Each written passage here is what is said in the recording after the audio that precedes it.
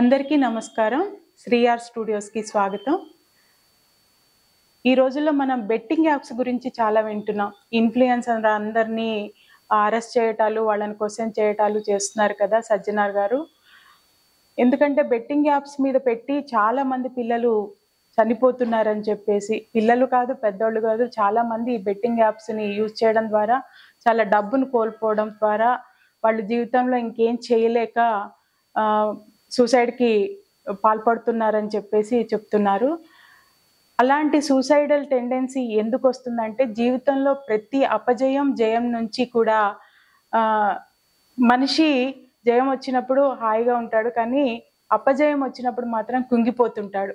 కుంగిపోయి రేపేం చేయలేమేమో, రేపంతా శూన్యంగా ఉంది, రేపు ఇంకా మనకి బ్రతుకు లేదు, ఈ పూట చనిపోదాం, ఈ సమస్యకి పరిష్కారం దొరుకుతుంది, నేను రేపు ఈ డబ్బుని ఎలా తీర్చాలి, అమ్మకి ఏం సమాధానం చెప్పాలి, డబ్బు తెచ్చిన దగ్గర ఏం సమాధానం చెప్పాలి.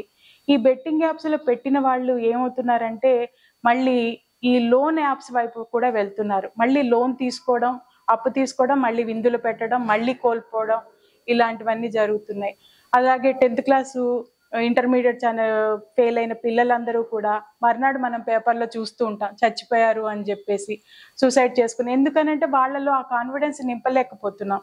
ఏంటి, ఇది ఫెయిల్ అయినట్లయితే రేపు ఇంకా జీవితం లేదు, మనకి ఇంజనీరింగ్లో సీట్ రాదు, ఏమీ చేయలేము, అలాంటప్పుడు ఏం చేయాలి, ఇక అమ్మ నాన్న ఏమంటారో, జీవితం లేదేమో అని చచ్చిపోతుంటారు.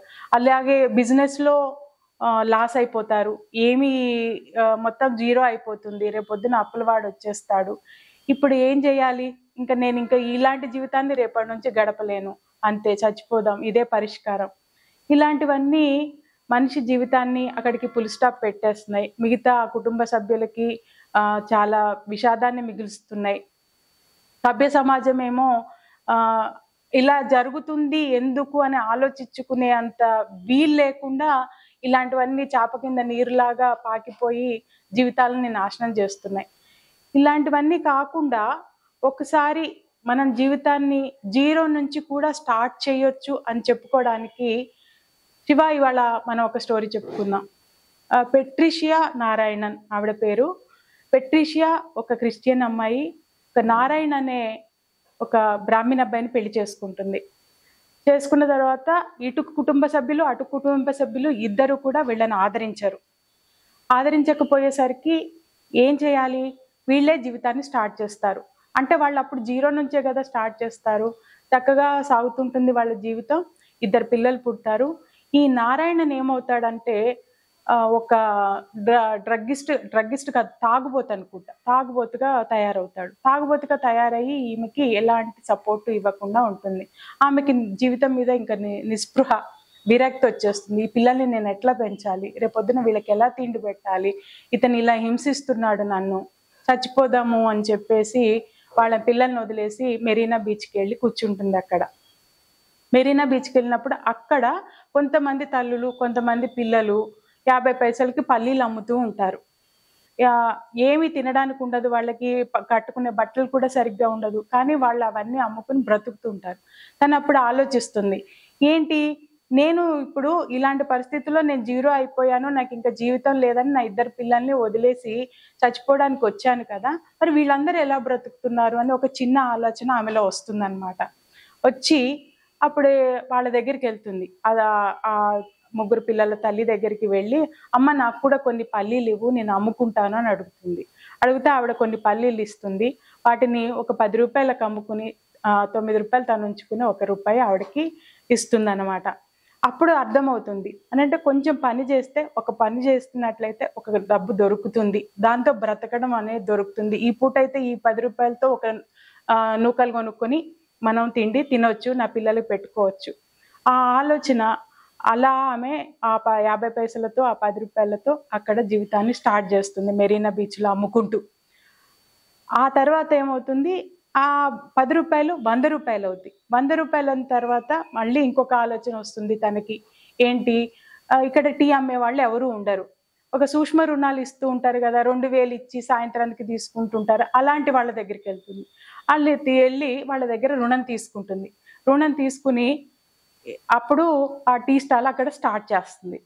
స్టార్ట్ చేసిన తర్వాత చాలా నీట్గాను చాలా టేస్టీగా ఆమె టీ తయారు చేసి అమ్మటంతో ఆ టీ స్టాల్కి అందరూ రావడం స్టార్ట్ అవుతుంది. ఆమెకు కొంచెం పేరు వస్తుంది.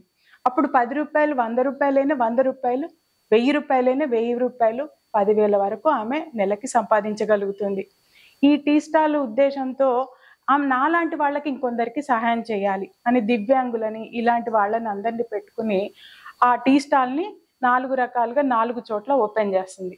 ఓపెన్ చేస్తే ఆమె 10,000 50,000 అవుతుంది. అనంటే ఇదంతా కష్టం లేకుండా ఏమీ అవ్వదు. కష్టపడుతుంది, ఒడిదుడుకులు వస్తూనే ఉంటాయి. కానీ అది ఎదుర్కొన్న తీరు, అంటే ఒక చిన్న దాని నుంచి ఆమె ఎదిగిన తీరు, అది చాలా ఇన్స్పిరేషన్గా మనకు అనిపిస్తుంది కదా. ఒక 50 పైసల్ని 100 చేయడం, 100ని 10, 1000 చేయడం, 1000ని 10,000 చేయడం, 10,000ని ఒక 10 దుకాణాలు తెలిసి 50,000 చేయడం, ఒక నెలకి సంపాదన 50,000కు పెంచుకోగలిగింది 2 ఏళ్లలో. భర్త అలాగే తాగుతూ ఉంటాడు, ఈమె దగ్గర డబ్బులన్నీ గుంజుకుని వెళ్తూనే ఉంటాడు. కానీ ఆయన అంటే చాలా ప్రేమ, ఎందుకంటే ప్రేమించి పెళ్లి చేసుకుంటది కదా అతనంటే. కానీ అతను అలా హింసిస్తూనే ఉంటాడు, కానీ అతన్ని అలాగే తన దగ్గరే ఉంచుకుంటది. ఆయన దారి ఆయన డబ్బులు తీసుకెళ్లి తాగుతుంటాడు. ఈమె మటుకు ఈమె కష్టపడుతుంటుంది. అంటే ఇక్కడ ఇంకోటి కూడా మనం చెప్పుకోవచ్చు, ఆమెకు సమస్యలు అనేది లేకుండా పోలేదు. భర్త రూపంలో ఒక సమస్య తనతో పాటే ట్రాలీ అవుతూనే ఉంది. అయినా కూడా అతన్ని పక్కన పెట్టుకుని కూడా ఈమె తన పని తను చేస్తూ పోతుంది. అంటే సమస్య తీరిపోయింది, ఇంకా ఆమె అక్కడ నుంచి పెరిగిపోయింది కాదు, ప్రతి సమస్యని ఎదుర్కొంటూనే ముందుకెళ్తుంది. వెళ్ళిన తర్వాత కొన్ని రోజులకి ఆ భర్త బాగా తాగి అనారోగ్యం పాలై చనిపోతాడు. అప్పుడు పెద్ద దెబ్బ, అంటే తనతో పాటు ఉన్న భర్త మళ్ళీ నిస్పృహకు లోనవుతుంది. అయినా కూడా పిల్లలు ఉన్నారు, వాళ్ళ కోసం నేను ఏమైనా చెయ్యాలి అని చెప్పేసి వాళ్ళని చదివించి పెద్దవాళ్ళని చేసి పెద్ద పాపకు పెళ్లి చేస్తుంది. పెద్ద పాపకు పెళ్లి చేసిన తర్వాత పెళ్ళైన 1 ఇయర్లో ఆ అమ్మాయి భర్త యాక్సిడెంట్లో చనిపోతారు. అదెంత పెద్ద దెబ్బ ఒక వ్యక్తికి జీవితంలో, అది చాలా పెద్ద దెబ్బ. అయినా కానీ ఆమె అక్కడ ఆగిపోదన్నమాట. సరే, నేను ఎక్కడి నుంచి స్టార్ట్ చేశాను, ఇలాంటివి అవుతూనే ఉన్నాయి. కానీ ఇలాంటివి అవునప్పటికీ కూడా ఈమె పేరు మీద సాందీపని చైనా టీ రెస్టారెంట్స్ అని చెప్పేసి మొత్తం చెన్నై అంతటా టీ స్టాల్స్ ఓపెన్ చేస్తుంది. రెస్టారెంట్స్, టీ స్టాల్స్ అలా డెవలప్ అవుతూ వస్తాయి అన్నమాట. అప్పుడు తన టర్నోవర్ ఎంత అయిందో తెలుసా, 50,000 నుంచి 50 లక్షలు అయింది. తనలాంటి వాళ్ళకి, ఎంతో మందికి, నిర్భాగ్యులకి, భర్త వదిలేసిన వాళ్ళకి, ఇలాంటి ఆడవాళ్ళకి అందరికీ తను సహాయం చేస్తూ వెళ్తోంది. ఉమెన్ ఎంటర్ప్రెన్యూర్గా మంచి పేరు తెచ్చుకుంటుంది. ఉమెన్ ఎంటర్ప్రెన్యూర్ ఫోరం నుంచి ఆమెకి బెస్ట్ అవార్డు కూడా వచ్చింది. తర్వాత ఆమె జీవితంలో మనకి ఇచ్చిన సందేశం ఏంటి అని అంటే, నువ్వు జీరో నుంచి కూడా నువ్వు బ్రతకడం కనుక మొదలెట్టినట్టయితే తప్పకుండా నువ్వు సక్సెస్ అవ్వగలవు. జీరోలో నాది అయిపోయింది, నేను శూన్యం అయిపోయాను, నేను చచ్చిపోయాను అన్నట్లయితే చచ్చిపోతావు అంతే, అంతకుమించి నీకేం చేయలేవు. కానీ జీరో అయినాక కూడా నీకు ఒక ఆలోచన, నీకు ఒక శక్తి, మళ్ళీ నువ్వు వెనక్కి తిరిగి చూసుకుంటే నువ్వు మళ్ళీ మనిషిలాగా నిలబడగలవు, నలుగురికి సహాయపడగలవు, మళ్ళీ జీవితంలో ముందుకు వెళ్ళగలవు.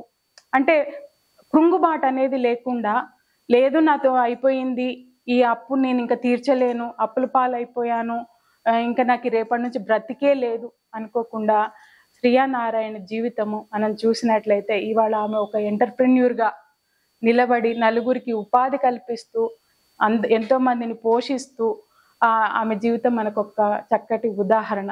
అందుకనే ఏదైనా కానీ చేస్తుండొచ్చు, తప్పులు అనేవి మానవ సహజం. మనిషి అనేవాడే కదా తప్పు చేస్తూ ఉంటాడు. తప్పు చేస్తే, కోల్పోతే సర్వం కోల్పోయాము అని జీవితాన్ని కోల్పోవద్దు. అది మనకి ఈవిడ జీవితం ద్వారా మనకి అర్థమైందనమాట. శివ, ఈ స్టోరీ విన్న తర్వాత మనకి చాలా ఇన్స్పిరేషన్గా అనిపించింది కదా. ఇలాంటి స్టోరీస్ మళ్ళీ చెప్పుకుంటూ ఉందాము. ఇంకెందరో మహానుభావులు ఇలాంటి వాళ్ళు ఉన్నారు. మీరు కనుక ఇది నచ్చినట్లయితే తప్పకుండా like, share, subscribe our channel. మళ్ళీ కొత్త స్టోరీతో మళ్ళీ చెప్పుకుందాం. Thank you.